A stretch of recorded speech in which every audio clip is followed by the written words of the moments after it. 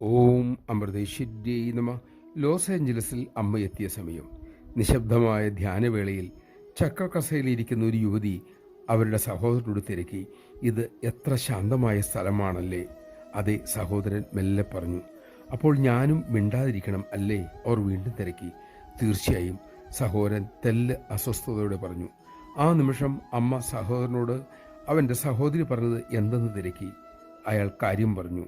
അമ്മ യുവതിയോട് പറഞ്ഞു, മോള് സംസാരിച്ചോളൂ കേട്ടോ.